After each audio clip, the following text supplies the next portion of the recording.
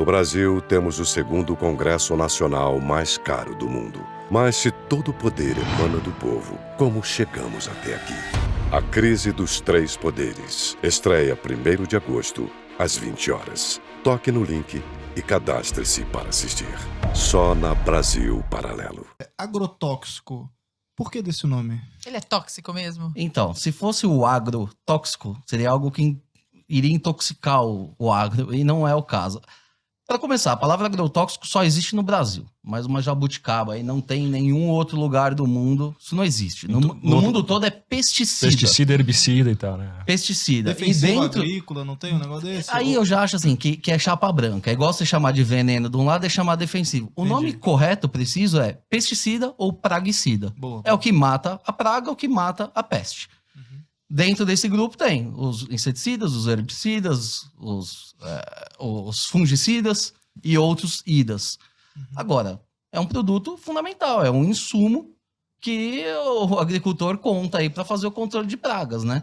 Se a gente vê aí as grandes fomes mundiais, e aí o Leandro tem mais propriedade para falar do que eu, isso só aconteceu porque não existia um controle químico das lavouras. Então, a praga vinha, comia tudo, você não tinha como fazer um manejo manual dessas pragas. Então, acabava que eles comiam tudo. A gente só começou a vencer a batalha contra as pragas a partir do momento que a gente teve um controle químico à disposição. Mas como é que era assim no passado? Eu fiquei curioso. Opa. No passado o quê? Entrava a peste, matava a plantação e era isso, ficava por isso mesmo. Assim, e o pior é a falta de fertilizante, né? A história do fertilizante ela é muito curiosa, né? Porque no fim do século XIX teve um cara que ele até teorizou, ele falava assim, olha, a gente precisa criar o nitrogênio artificial, conseguir sintetizar o nitrogênio, que todo mundo sabia que o nitrogênio era a fonte de nutrientes das plantas. E daí, antes disso, como é que se fazia? Você tinha que... O Chile, ele exportava aquele ouro branco, né? O minério que era o grande adubo da Europa. Então, o maior veleiro da época, ele operava nessa rota Chile-Inglaterra, para você pegar pedras do Chile e levar. O Atacama era uma região muito rica, porque exportava... Qual era o nome mesmo desse ouro branco que chamavam? É um calcário, nitrato de potássio. É um calcário. Né? E daí a história é muito boa, porque daí na Primeira Guerra tinha um químico que... O cara ele fazia armas químicas para a Alemanha, então não era uma boa pessoa. E eu lembro que tem uma história a mulher dele se matou, e no mesmo dia ele deixou o filho em casa e foi trabalhar, entendeu? O cara era aquele alemãozão mesmo. E esse cara, ele conseguiu sintetizar o nitrogênio, criar o fertilizante, né? Cara, esse cara, que era um cara meio do mal, ele salvou, 1 bilhão de pessoas da fome, ele ajudou a salvar 1 bilhão de pessoas da fome. Em toda a época, 10 ou 15% da população, em todo o século, 10 ou 15% da população eram limados por causa da fome. Então, você pega a história de qualquer país, era assim.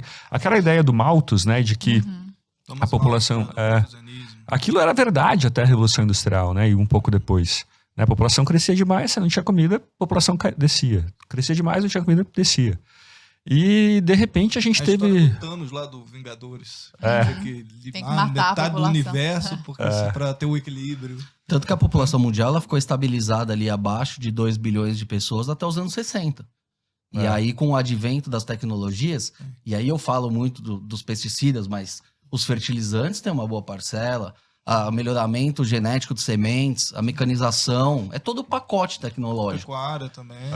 Tudo. A tecnologia embarcada em todo esse processo fez com que a produtividade aumentasse absurdamente. A gente não precisava de mais terra, mas a gente conseguia produzir muito mais no mesmo espaço. E aí, o que aconteceu com a população mundial? Hoje a gente está em 7,5 bi, com a perspectiva de chegar a 10 bi aí até 2100. Então, a gente vai continuar. Tem uma galera malthusiana aí até hoje, falando que tem que exterminar torcendo a galera. por Thomas Malthus. Agora me Dependendo do que acontecer, se tirar muita tecnologia, pode ser que aconteça. Agora me explica uma coisa. Fertilizantes ultra desenvolvidos, agrotóxicos, na verdade, não são tóxicos assim, né? Que são muito bem controlados. Até acho que a gente pode falar disso mais pra frente. O agrotóxico, deixa eu só fazer um parênteses. Antigamente, ele era muito tóxico. Por quê? Porque não existia essa preocupação. a parte ambiental. Eu lembro que a gente não podia comer morango. Não existiam estudos de saúde.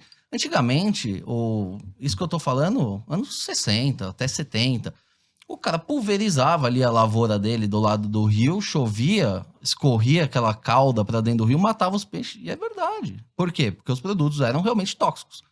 Só que a cada nova geração, o nível de toxicidade vai sendo reduzido cada vez mais. E os produtos hoje no mercado, eles são muito pouco tóxicos. Tem aquela velha história, você pode pegar um copo de glifosato e tomar, aí todo mundo vai, então pega aí e toma. Uhum. Ele não foi feito para tomar, mas de acordo com a ciência, se você tomar um copo de glifosato, não vai acontecer nada. Ele é menos eu tóxico nunca fiz que o café. teste, mas... Menos É o que tóxico diz. que café? Um rato, ele morre antes, ele morre com uma dose menor de café do que com glifosato. Entendeu? Com chocolate também, sal e várias Bacon. outras assim.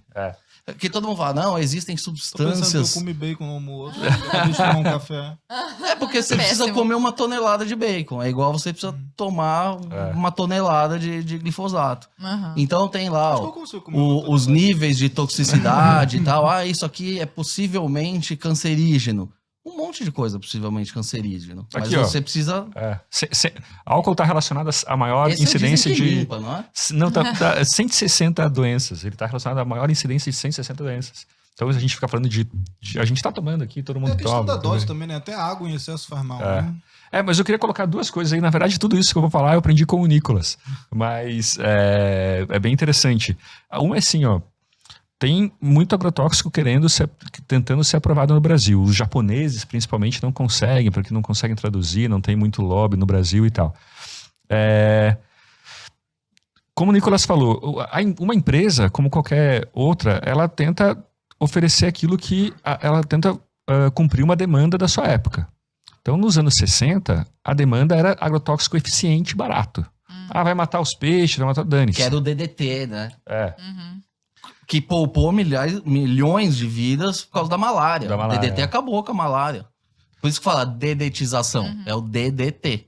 Que já é proibido há muito tempo. E daí, e já hoje, qual que é a demanda do consumidor, de todo mundo? É coisa que funcione, claro, mas que tenha uma toxicidade menor. Deixa E mais daí- resíduo. Então a tendência é que novas substâncias que estão tentando ser aprovadas no Brasil, tentando chegar no Brasil, que elas sejam melhores que as atuais. Na real, tem até uma regra, né, da Anvisa que nada mais prejudicial pode ser aprovado se já tem uma coisa menos prejudicial no mercado. E daí eu não entendo por que a Camila Pitanga, por que tantos celebridades, essa moçada que grava vídeo e tal, é contra a aprovação de novos agrotóxicos, de novos pesticidas. Tipo, a gente tá, ao se opor, a gente acaba obrigando as pessoas, os produtores, a usar coisas piores.